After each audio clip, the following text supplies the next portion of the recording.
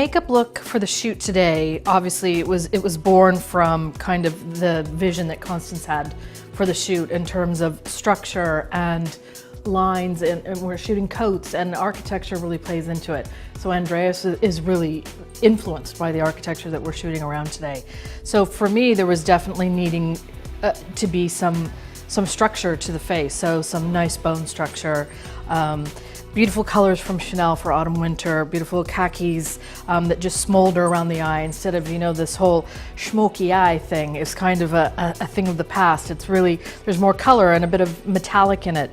So you're seeing really interesting textures around the eyes. In terms of maybe a tip for autumn winter, I think that there's some carryover on the lighter lips, but instead of like a concealer looking lip or that real dead beige color, really go into your peachy tones.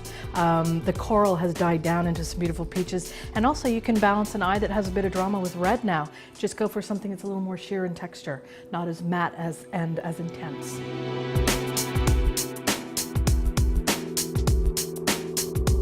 What we've done with Grace's hair is actually added some movement to the hair, but what I've been doing is kind of working more on a kind of very masculine look to it, so keeping it quite close. Even though I've added texture, it was better actually for the contours, and basically what I'm doing is kind of doing a variation of an influence from the 50s all the way through, all the way through to now. There's an awful lot of retro of that.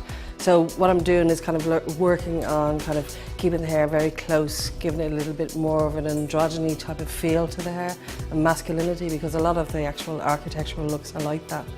So today it's just basically to play around with kind of keeping the hair very dressed, very close to the head and very, very strong, using a very strong parting through here to define the strength of it. And then what I'm doing is actually with the texture, just moving the hair into places and seeing what suits better. People knowing their own hair will know how thick it is, how thin it is, to do it like taking sections and just adding kind of a texture of wave to it. Then by brushing it out, you get that lovely kind of like softness and you still have movement.